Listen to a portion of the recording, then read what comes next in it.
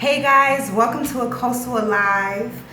We are just 4 days away until the I'm Akosua Poetry Slam, bringing in my 27th birthday. Oh my God, I can't believe we're here. We're just 4 days away. And if you haven't registered already, please do. The link is in my bio, imakosua.com/bday. You want to make sure that you register so that you get access to the event. This is the crunch time. I have all my ducks in a row. I'm just, tying up a couple of things, but we're good to go, man. It's about to get busy. It's about to go down. But yeah, I actually have a lot to talk about today, so y'all can go ahead and get comfortable, grab some popcorn. I want to talk about entrepreneurship, but I want to talk about Simone, okay? And I know I'm a little late to the party. I don't like to talk about something like, something as big as this right away, just because I need some time to kind of process and think about it, especially with the magnitude of the situation. I wanted to be as neutral as possible, while providing you guys with useful information, especially those of you who are thinking about writing a book, right? It's real, easy to just accomplish something like writing a book, but then you might, like Simone, become aware of, what the book world is about a little too late, and, become an example, if you will, on the do's and the don'ts to writing a book and becoming an author. All right, so I have a lot of talking points, and I'm going to be looking down on my notes so I don't forget anything and that I stay on track with this topic. All right, so Simone, you guys know she's going through a copyright infringement situation right now. I don't, know what's going on completely, but I'm coming on here to talk about why the situation is even as big as it is. And for those of you who may have, become aware of the news, that could have triggered you in some way, because I know it definitely triggered me, especially, and put me a little bit on the defense, as well as, readjust my business protocols. So when I first heard the news, it was almost shocking because you don't expect it, and then, just a little disappointed. It's like, oh my God, I can't believe this happened. And the design team completely, screwed her over, but at the end of the day, the accountability falls on her. And that's a big thing that I'll, weave through as I continue to talk my points through. But yes, I want to talk about, or I want to give you guys definitions as well, so that you kind of understand the language revolving around the whole situation, and just revolving around the book world. If you write a book, these are words that you are going to know, need to know, and words that you're going to hear and use. All right, so copyright in U.S. law, right? So the copyright grants monopoly protection for original works of authorship, which just basically means that an individual who creates some type of content has the copyrights from inception, okay? And so with the situation of copyright infringement, the definition of that is the use of works protected by copyright law without permission, for usage where such permission is required, thereby infringing certain exclusive rights granted to the copyrights. So unfortunately, to just keep it simple, this could have been avoided.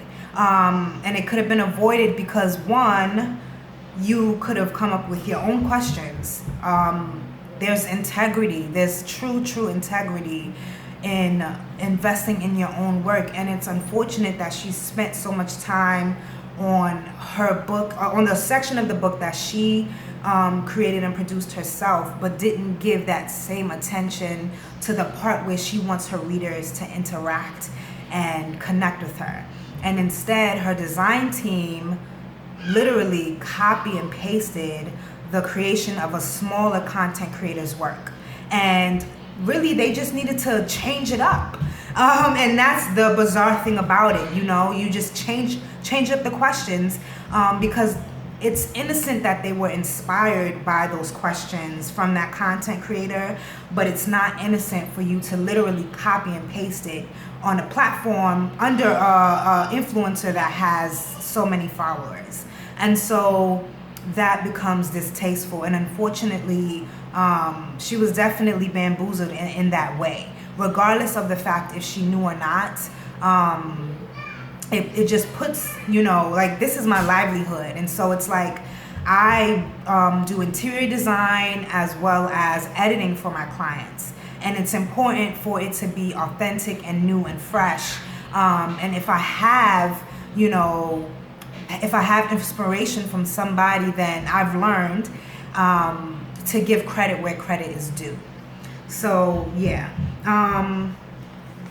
I would just say that just keep in mind the integrity behind creating your own work. You can never go wrong with that. Okay, but moving forward, okay, I want to talk about my experience with plagiarism while I was in college. And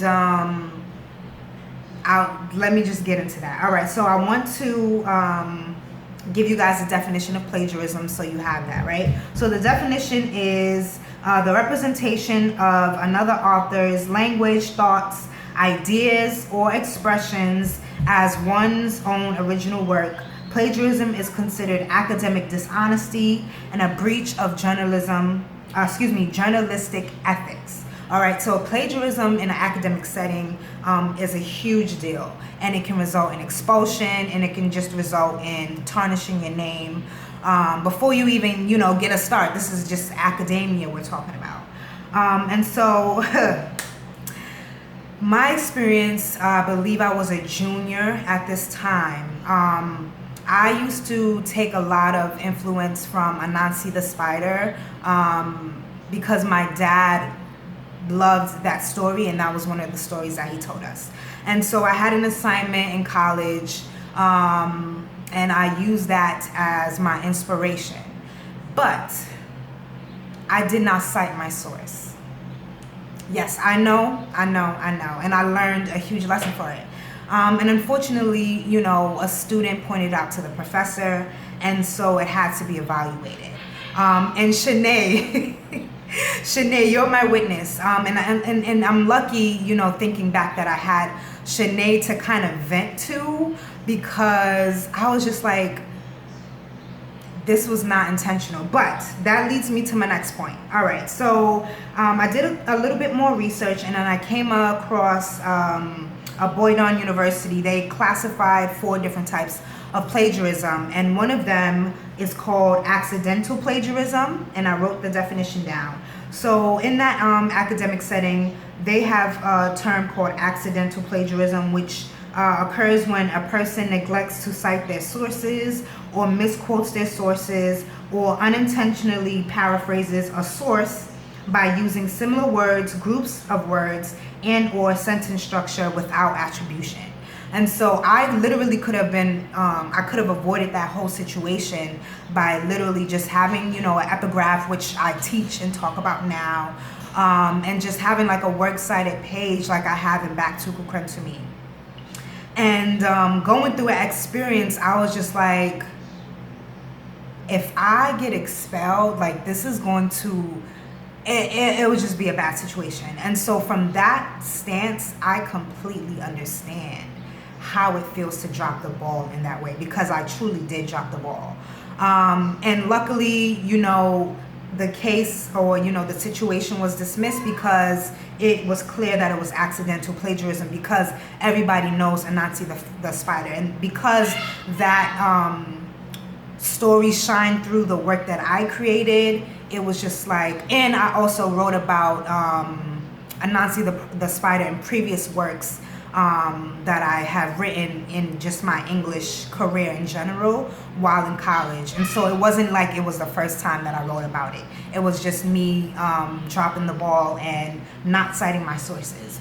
And needless to say, I've learned from that situation, and I made sure to never let that happen again, because honesty is important with readers, especially in the self-publishing world, the book world in general, but because I talk about self-publishing and B. Simone happens to be a self-published author, that is something that if you're going into, you need to know that your readers want you to be honest, and they respect that, and respect the integrity behind it. And so, yeah, man, it's unfortunate, but I know that she learned a truly hard lesson, but I know that she will bounce back. Like Jackie Aina, I don't really believe in cancel culture. I don't really believe that exists. And so I see her being able to just get the strength of her brand back, and now, be mindful of these situations, because the book industry can be savage sometimes, and this is an example of that. And I know firsthand going through it. I've been, writing for going on 8-9 years now. I don't even know. And so I've had my fair shares of failure. Luckily, with plagiarism, you don't get sued, right? And I didn't make any profit from it. She was making profit from somebody else's work. And so that's what also makes it look even worse. Whew. I've never shared that story before, and so that was a little weird to kind of talk about. But yes, just one person that I can think of that is the epitome of grace and integrity is Michelle Obama. She wrote her own book. She did the audio for her own book. She came up with the questions and the journal for her own book. And, she had a big publishing company who values their integrity as well, right? Because at the end of the day, even though B. Simone looks bad, that design company looks bad as well. And so you just have to be mindful, unfortunately, that these things slip through the cracks. But yeah, that's pretty much all that I have to share. Hopefully with her being accountable, she can just now know honesty will be her best foot forward, especially in her journey through entrepreneurship. All right, so yeah, let me wrap this up. I'm gonna see you guys on Saturday. Make sure you register at I'mAkosua.com/B-Day. And if you haven't already, I've broken down 11 steps to self-publishing, which you can get at I'mAkosua.com/11. I'll see you guys next week. Come turn up with me on IG Live at 5:30 on Saturday before the event, and then at 7 p.m. it's going down. All right, peace, guys.